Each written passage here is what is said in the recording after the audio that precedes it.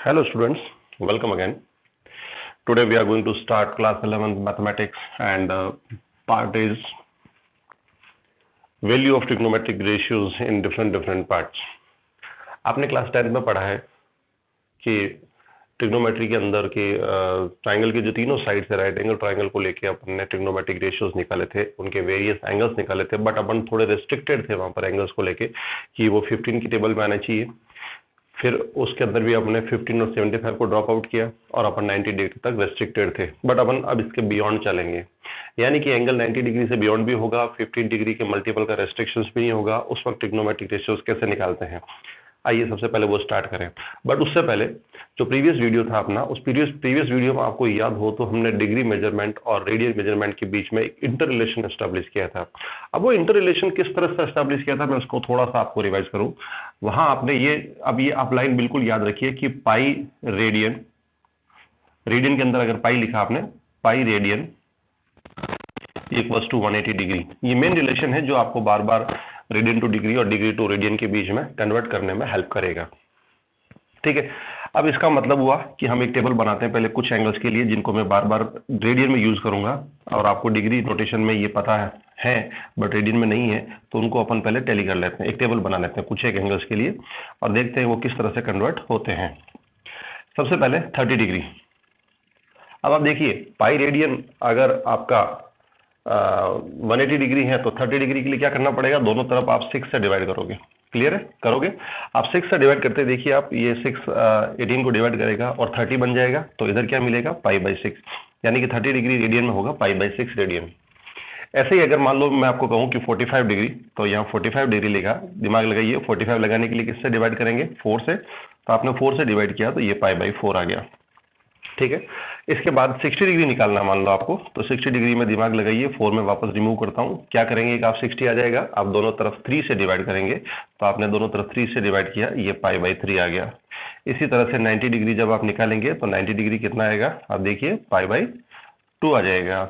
इसी तरह से आपको अगर मान लो 120 डिग्री निकालना है, तो अब यहाँ पर थोड़ा सा, क्योंकि डायरेक्ट डिवीजन के केस नहीं है 120 डिग्री, और यानी इसके ऑनवर्ड जिस भी वैल्यू में अपन जाएंगे तो वहाँ अपना तरीका थोड़ा सा अलग होगा। अब आप दिमाग लगाइए 120 डिग्री में क्या करेंगे, 120 डिग्री अपने को पता है 180 इक्वल्स टू पाई। अब 120 लाना है, 120 लाने के लिए पहले तो मैं 3 से डिवाइड करता हूँ, क्योंकि 3 से डिवाइड करते ही ये 60 डिग्री हो जाएगा, और 60 से जब 120 जाना है तो वापस मुझे 2 से मल्टीप्लाई देना पड़ेगा, तो दोनों तरफ भी मल्टीप्लाई दिया। सिंप्लीफाई करके आप देख लीजिए, ये देखिए 60 और इनका प्रोडक्ट हो गया 120, और इधर क्या आया 2 पाई बाई 3, तो ये बन जाएगा 2 पाई बाई 3। इस तरह से अपन किसी भी एंगल को पाई के मल्टीपल के रूप में अपन एक्सप्रेस कर सकते हैं। एक और लास्ट एग्जांपल ले लेता हूं, मान लीजिए 150 डिग्री को आपको करना है, तो 150 डिग्री आप देखिए कि वही वापस 180 डिग्री इक्वल्स टू पाई। अब 180 से 150 लाना है, तो अपन सबसे पहले करते हैं कि अपन देखते हैं कि 150 यहाँ पर मल्टीपल किसका है, 150 आपको मल्टीपल देखिए किस में मिलेगा। 150 आप ना 60 के मल्टीपल में ला सकते हैं, ना 90 में ला सकते हैं, 150 आप 30 के मल्टीपल में ला सकते हैं। चलो, तो 30 लाने के लिए पहले अपन ने दोनों तरफ 6 से डिवाइड किया, 6 से डिवाइड करते ये 30 हो गया। अब 30 को किससे मल्टीप्लाई करें कि वो 150 हो जाएगा, तो आपको पता है 30 को अपन मल्टीप्लाई करेंगे 5 से, तो आप दोनों तरफ 5 से मल्टीप्लाई दे दीजिए। इधर देखिए 30 और 30 इंटू 5, ये हो गया 150, और इधर रिजल्ट बन गया 5 पाई बाई 6। तो ये कुछ एक टेबल है जो कि आपको कन्वर्ट करने में हेल्प करेगी। और आगे कोई भी एंगल आपको दे, जैसे 270 है, मान लो 550 है, 540 है, 450 है, व्हाटएवर 720, कोई भी एंगल हो, तो आप इस फॉर्मेट में निकाल सकते हैं। क्योंकि अब अपने को डिग्री जो पैटर्न है उसको छोड़ना पड़ेगा, वो 10 तक था, अब अपन रेडियन में पाई नोटेशन को यूज करते हुए आगे ऑनवर्ड्स प्रोसीड करेंगे। ठीक है, टेबल आपने सीख ही लिए, मैं तो कहूंगा आपको कि टेबल को रटे नहीं, क्या तरीका था, आप मेरे इस छोटे से लेक्चर से ये सीखें कि तरीका क्या था, प्रोसीजर क्या था। प्रोसीजर आपको पता होगा तो आप किसी को भी कन्वर्ट कभी भी कर लेंगे। टेबल को रटने की कोशिश नहीं करें, क्योंकि आप मैथ स्टूडेंट है, रटना आपका बिल्कुल पढ़ने का पार्ट होना ही नहीं चाहिए कि आप कोई भी चीज रटें। चलिए, अब अपन आगे चलते हैं, अगला अपना टॉपिक लेते हैं कि जैसे कि वीडियो के स्टार्टिंग में भी बोला कि क्लास 10 तक आप कुछ पर्टिकुलर एंगल्स के ऊपर डिपेंड थे, 90 डिग्री तक आप रेस्ट्रिक्टेड थे, और रेस्ट्रिक्शंस के अलावा आपके साथ कुछ लिमिटेड वैल्यूज थी, और वहां पर आपने सिर्फ राइट एंगल ट्रायंगल की तीनों साइड्स को ही डील किया। ऐसा नहीं होता है कि सिर्फ राइट एंगल ट्रायंगल की तीनों साइड लें और आप ट्रिग्नोमेट्री पढ़ाएं, ये बिल्कुल पॉसिबल नहीं है। ये सीमित दायरे तक, यानी बहुत छोटे लेवल पर, ये 10th लेवल पर ये सीखा जाता है, बट अपन आगे 11th में आ गए हैं, अब अपन ब्रॉड लेवल पे चीज पढ़ रहे हैं। तो ब्रॉड लेवल पर चीज पढ़ें उससे पहले अपन देखें कि ये किस तरह से चलती है और क्या क्या इसका तरीका होता है। क्लास 10th की टेबल अगर आपको याद हो, तो क्लास 10th की टेबल को अगर थोड़ा सा आप रिकॉल करें अपने मन में, तो आपने देखा होगा वहां वैल्यू 0 भी थी, इन्फिनिटी भी था, √2 भी था, √3/2 भी था, 1 भी था, बट वहां पर किसी भी वैल्यू के आगे माइनस का निशान नहीं था, सारी वैल्यू प्लस में थी। तो क्या ट्रिग्नोमेट्रिक रेशियोज हमेशा प्लस में आते हैं? नहीं, ऐसा नहीं होता है, वैल्यूज नेगेटिव में भी आती है, क्योंकि इस चैप्टर की शुरुआती वीडियो में हमने देखा था कि वैल्यू नेगेटिव और पॉजिटिव एंगल पर डिपेंड करती है, और एंगल आपका क्लॉकवाइज चलेगा तो वो नेगेटिव होगा और एंटी क्लॉकवाइज में पॉजिटिव होगा, उसके ऊपर ये बेस्ड है। तो आइए इस पूरे पैटर्न को समझने के लिए मैं इस पूरे बोर्ड को, ये बोर्ड आप यूं समझ लीजिए एक प्लेन है, और इस प्लेन के अंदर जब अपन कार्टेशियन कोऑर्डिनेट सिस्टम ड्रॉ करते हैं, मैं इसके इस पार्ट के अंदर, सिर्फ इतने से पार्ट के अंदर आपको इसके 4 बराबर पीसेस करता हूं। ये पूरा आर्टिकल बहुत गौर से देखिएगा, बहुत इंपॉर्टेंट है।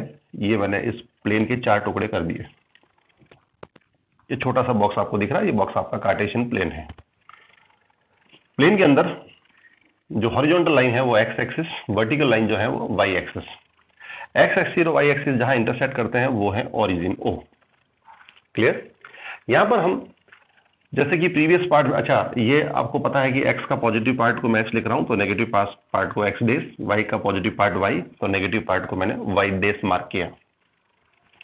एंगल जब इस डायरेक्शन में चलेगा यहां से, तो वो एंटी क्लॉक डायरेक्शन होगी और पॉजिटिव एंगल बनेगा। आप देखते हैं कि जब ये रे OX ऊपर उठेगी तो सबसे पहले इसके जो चारों क्वाड्रेंट हैं उन क्वाड्रेंट का नेमिंग भी इसी एरो की डायरेक्शन में होगा। ये फर्स्ट क्वाड्रेंट कहलाएगा, ये सेकंड क्वाड्रेंट, और ये थर्ड क्वाड्रेंट, और ये फाइनली फोर्थ क्वाड्रेंट।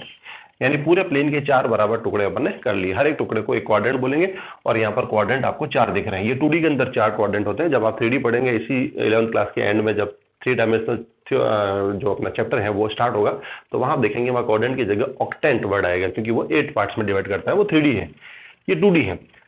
अब फर्स्ट क्वाड्रेंट में आप ध्यान रखिए, यहाँ पर कुछ बातें मैं आपको पहले क्लियर कर दूं कि ये जो हॉरिजॉन्टल लाइन है, यानी कि एक्स एक्सिस जो है वो आपका होगा नो चेंजर लाइन। कुछ चीजें आप पहले से दिमाग में फिट करें, नो चेंजर लाइन। और जो वर्टिकल लाइन है वाई एक्सिस, वो होगा चेंजर लाइन, क्योंकि ये चेंज करेगी। और किस तरह से चेंज करेगी वो अपन आगे पढ़ेंगे। और इसके बाद आप, अगर ये चेंजर लाइन आपको याद करना है, मान लीजिए आप कंफ्यूज हो रहे हैं कि क्यों है सर ये चेंज क्या है, तो आपको याद होगा तो क्लास 10th में अपन ने लिखा था, एक छोटा सा एग्जांपल लेता हूं, साइन 90 डिग्री माइनस थीटा को आपने कॉस थीटा लिखा था, याद आया? Trigonometric ratios of complementary angles, वहां पर आपने ये एग्जांपल लिखा था। ये छोटा सा एक फॉर्मूला है, 6 फॉर्मूले थे, मैं सिर्फ एक फॉर्मूला लिख रहा हूं। आप देख रहे हैं कि ट्रिग्नोमेट्रिक रेशियो के साथ जो 90 डिग्री आता है तो साइन आपका कन्वर्ट हो जाता है कॉस में, यानी चेंज हो गया। 90 डिग्री कौन सी लाइन है? यहाँ पर आप स्टार्ट करोगे तो रे ने 0 डिग्री एंगल कवर किया, यहाँ आते आते रे आपकी 90 डिग्री कवर करेगी, यहाँ आते आते रे आपकी 180 डिग्री कवर करेगी, यहाँ आते आते आपकी रे 270 डिग्री कवर करेगी, और फाइनली रे जब वापस यहाँ आएगी तो 360 डिग्री हो जाएगा कंप्लीट। तो 90 डिग्री कौन सी लाइन आपको दिख रहा है? Vertical line. तो ये वर्टिकल लाइन कौन सी है? आपकी चेंजर लाइन, यानी वाई एक्सिस आपका चेंजर है। ठीक है। अब सबसे पहले जब रे आपकी स्टार्ट हुई, फर्स्ट क्वाड्रेंट में गई, यहां पर आप एक ट्रिक याद रखें, ASTC। ये 4 इंग्लिश के आपको लेटर्स मिले हैं, चारों लेटर्स को आप इसी ऑर्डर में याद रखें। याद करने का तरीका, all student goes to college, ये कर सकते हैं आप। और अगर ये भी नहीं करें आप, तो आप ये भी कर सकते हैं कि ऐड शुगर टू कॉफी, कुछ भी ऐसे ट्रिक बना लें आप। ASTC, ए जो है वो लेटर आपके फर्स्ट क्वाड्रेंट को गया, टी जो है वो सेकंड क्वाड्रेंट को गया, एस सेकंड क्वाड्रेंट को गया AS, और टी थर्ड क्वाड्रेंट को गया, और सी फोर्थ क्वाड्रेंट को गया। चारों क्वाड्रेंट को आपने एक एक इंग्लिश के लेटर इश्यू कर दिए। ये ट्रिक जो होती है ये सिर्फ पॉजिटिव ट्रिग्नोमेट्रिक रेशियोज के लिए होती है कि आप किसको पॉजिटिव लेंगे और किसको नेगेटिव लेंगे। यहां पर ए आया, इसका मतलब फर्स्ट क्वाड्रेंट में ऑल पॉजिटिव, ए का मीनिंग है ऑल पॉजिटिव। सेकंड क्वाड्रेंट के लिए आप देखिए एस का मतलब है साइन, और जब साइन का रेसिप्रोकल कौन होता है? कोसेक। ये दोनों पॉजिटिव। मैं थीटा अटैच नहीं कर रहा हूं, सिर्फ इंडिकेशन है समझाने के लिए, बढ़ना है बेसिकली साइन थीटा पूरा लिखते हैं, मैं सिर्फ आपको समझाने के लिए लिख रहा हूं। टी 10, टी यानी 10, यानी थर्ड क्वाड्रेंट में आपको 10 और 10 का रेसिप्रोकल कॉट, ये दो पॉजिटिव मिलेंगे। और फोर्थ क्वाड्रेंट में देखिए आप सी, पीछे सी बचा, सी मीन्स कॉस, और कॉस का रेसिप्रोकल सेक, ये दो पॉजिटिव मिलेंगे, बाकी सारे नेगेटिव होंगे। यानी कि ये इन चारों क्वाड्रेंट के अंदर कौन सा ट्रिग्नोमेट्रिक रेशियो किस सिंबल को होल्ड करेगा, माइनस को होल्ड करेगा या प्लस को होल्ड करेगा, उसकी एक टेक्निक होगी ASTC। यानी ए ऑल पॉजिटिव, फर्स्ट क्वाड्रेंट में सारे पॉजिटिव, और फर्स्ट क्वाड्रेंट आपको पता है 0 डिग्री से 90 डिग्री तक वेरी करता है। क्लास 10th में आपने टेबल भी बनाई है, और टेबल में आपने देखा भी होगा सारे पॉजिटिव थे, कहीं पर भी नेगेटिव वैल्यू नहीं थी, तो ये ऑल पॉजिटिव को रेफर करता है। सेकंड क्वाड्रेंट आपका 90 से 180 रन करेगा, इसके अंदर साइन और कॉसेक ये दो पॉजिटिव रहेंगे, इसके अलावा जो भी ट्रिग्नोमेट्रिक रेशियोज हैं, बाकी कितने बचे 4, वो चारों आपके नेगेटिव रहेंगे। थर्ड क्वाड्रेंट में 10 और कॉट पॉजिटिव रहेगा, तो 10 और कॉट के अलावा 4 और ट्रिग्नोमेट्रिक रेशियोज बचे हैं, वो थर्ड क्वाड्रेंट यानी कि 180 से 270 की रेंज में अगर आएंगे तो वो नेगेटिव रहेंगे, 10 और कॉट के केवल पॉजिटिव रहेगा। फोर्थ क्वाड्रेंट में कॉस और सेक आपका पॉजिटिव रहेगा, इसके अलावा बाकी चारों ट्रिग्नोमेट्रिक रेशियोज नेगेटिव रहेंगे। ये पूरा एक पैटर्न आपको मिल गया। अब इस पैटर्न में किस तरह से ये आपने करने के बाद ये चेंजर और नो चेंजर लाइन कैसे अटैच करनी है, आइए अब हम वो सीखते हैं। मान लीजिए कि आपको साइन में 120 डिग्री की वैल्यू निकालनी है। देखिए अब पहला एग्जांपल है जब अपन लग रहा है कि क्लास 10th को पार करके 11th में आ गए, क्योंकि 10th में इस तरह की वैल्यूज नहीं थी, 90 के बाहर अपन नहीं निकले थे। साइन 120 की वैल्यू निकालनी है, तो आपका पहला काम होगा कि यहाँ पर इन वैल्यू को इस तरह से बाइफरकेट करें कि ये चारों एक्सिस के ऊपर जो आपको राउंड में मैंने एंगल लिखे हैं उनमें से कोई भी एक आ जाए। तो आप 120 के टुकड़े यूं कर सकते हैं, 90 + 30 लिख सकते हैं, और आप इसको इस वे में भी लिख सकते हैं कि जरूरी है कि 90 + 30 लिखें। आप इधर से 180 को अगर लेंगे तो 180 - 60 भी लिख सकते हैं। ध्यान रहे ये एंगल जिस क्वाड्रेंट के अंदर लाई करता है उस क्वाड्रेंट के केवल बॉर्डर वैल्यू के रूप में ही उसको रिजॉल्व करना। आप ऐसा नहीं कि 270 माइनस लिख दें, नहीं, केवल आपको पता है कि 120 सेकंड क्वाड्रेंट में आ रहा है, तो 90 और 180 से ही आप इसको टुकड़े करें, एक प्लस में रहेगा, दूसरा हमेशा माइनस में रहेगा। अब देखिए दोनों से अपन रिजल्ट निकालते हैं और रिजल्ट सेम आएगा। सबसे पहले इसको यूज करने का तरीका, साइन 90 देखिए आप, 90 कौन सी लाइन है आपकी, 90 जो है वो वर्टिकल लाइन है, यानी वाई एक्सिस है, और वाई एक्सिस के लिए क्या लिखा हुआ है, चेंजर। चेंजर का मतलब है आपका साइन चेंज हो गया कॉस में। कहां से पता है, क्लास 10th में भी आपको देखो ये एग्जांपल 10th का मैंने लिख रखा है, आपने चेंज किया था, तो ये चेंज हो गया कॉस में। और आप पहले देखो चेंज के बाद 90 थीटा लिखते थे, ये 90 - थीटा, तो आपने केवल थीटा लिखा, तो यहाँ 90 + 30 है, तो आप केवल 30 डिग्री लिखेंगे, ठीक है। अब ये होने के बाद आप देखिए आपकी वैल्यू चेंज होकर क्या बन गई, कॉस।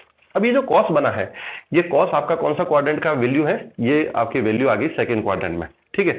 अब इसकी वैल्यू कितनी होती है, सेकंड क्वाड्रेंट का सिंबल अपन बाद में देंगे। cos 30 की वैल्यू cos 30 sin 60 के बराबर, और sin 60 कितना होता है, √3/2। ये √3/2 बन गया। अब आपको पता है कि आपकी वैल्यू कौन है, एक्चुअल वैल्यू कौन है, एक्चुअल कौन है, ये साइन है, और साइन सेकंड क्वाड्रेंट में कैसा होता है, पॉजिटिव। इसका मतलब इसके आगे क्या सिंबल रहेगा, प्लस। ध्यान रखें जो एक्चुअल वैल्यू होती है यानी कि मेन आपका जो पार्ट है उसका सिंबल देखा जाएगा। आप ऐसा नहीं इसका कॉस का देख लें कि भैया यहाँ तो कॉस आ रहा है, कॉस तो फोर्थ क्वाड्रेंट में पॉजिटिव होता है तो इसके आगे में माइनस लगा लो, नहीं, ऐसा बिल्कुल नहीं करेंगे, वो गलत हो जाएगा। आप एक्चुअल वैल्यू को देखिए। तो एक एग्जांपल से यानी इसका फर्स्ट पार्ट से अपना आंसर निकाल लिया। आइए अपन सेकंड पार्ट को डिस्कस करते हैं, जो कि साइन 180 - 60 था। अब आप जब 180 - 60 करेंगे तो सबसे पहले आप देखिए 180 कौन सी लाइन है, 180 horizontal line. Horizontal line means x axis कैसा होता है, नो चेंजर। नो चेंजर मतलब साइन का साइन रहेगा, कोई चेंज नहीं होगा, साइन ही रहेगा। और पीछे एंगल 60 डिग्री कैरी कर लिया। अब आप कैरी करने के बाद आप देखिए आपकी क्वाड्रेंट कौन सा है, क्वाड्रेंट है आपका 120 यानी सेकंड क्वाड्रेंट। सेकंड क्वाड्रेंट में साइन पॉजिटिव यानी ये प्लस में रहेगा, और साइन 60 की वैल्यू कितनी होती है, √3/2। तो आप देखिए दोनों ही वे में जो वैल्यू निकली है वो वैल्यू आपकी सेम है। इस तरह से आप किसी भी ट्रिग्नोमेट्रिक रेशियो जो कि 90 के बियॉन्ड हो, अगर वो 360 के बियॉन्ड हो, 1000 कहीं पर भी हो, आप उसकी वैल्यू निकाल सकते हैं। यहां पर इस प्रोसेस को मैं वापस रिपीट करूं, आपको 3 स्टेप प्रोसेस फॉलो करना है, 3 स्टेप दिमाग में रखनी है। पहला काम है कि आप जो एंगल दे रखा है उसको स्प्लिट करेंगे। एंगल स्प्लिट करने का तरीका, एंगल कौन से क्वाड्रेंट में आ रहा है पहले क्वाड्रेंट डिसाइड करें, क्वाड्रेंट के दोनों बॉर्डर वैल्यूज जो होती है उनसे एक प्लस में और एक माइनस में स्प्लिट करेंगे। स्प्लिट करने के बाद आप, अच्छा जरूरी नहीं हर बार ये दोनों तरीके लिखें, एक तरीके से भी काम हो जाएगा, दोनों में सिर्फ आपको स्पेसिफाई कर रहा हूं। अब आप जब स्प्लिट करते हैं, स्प्लिट के बाद सेकंड स्टेप, पहली स्टेप होगी स्प्लिट करना, सेकंड स्टेप होगी आपको कि यहाँ पर चेंजर और नो चेंजर लाइन आपको अलाउ करना है कि 90 और 180 यानी कि जो भी वैल्यू आती है वो वैल्यू को देख के आप डिसाइड करेंगे कि वो चेंजर होगा कि नो चेंजर होगा। अगर वो हॉरिजॉन्टल लाइन यानी एक्स एक्सिस का पार्ट होगा तो आपका नो चेंजर रहेगा, और वर्टिकल लाइन वाई एक्सिस का पार्ट होगा तो चेंज हो जाएगा। ये करने के बाद तीसरा स्टेप है, आप एएसटीसी रूल के अकॉर्डिंग वहां पर सिंबल डिसाइड करेंगे कि वो प्लस में रहेगा या माइनस में रहेगा। इस तरह से आप किसी भी ट्रिग्नोमेट्रिक रेशियो की वैल्यू बड़े आसानी से आप निकाल सकते हैं। होप सो वीडियो अच्छा लगा होगा। कुछ वैल्यूज आप खुद ट्राई कीजिए, ये बहुत इंपॉर्टेंट और एक अच्छा आर्टिकल है। इस चैप्टर में और बहुत सारी बातें हमको डिस्कस करनी है, बट आज के लिए इतना ही काफी। आप इस वीडियो को एक बार नहीं, 2 बार 3 बार बार बार रिवाइज करें। And thank you so much. Have a good day.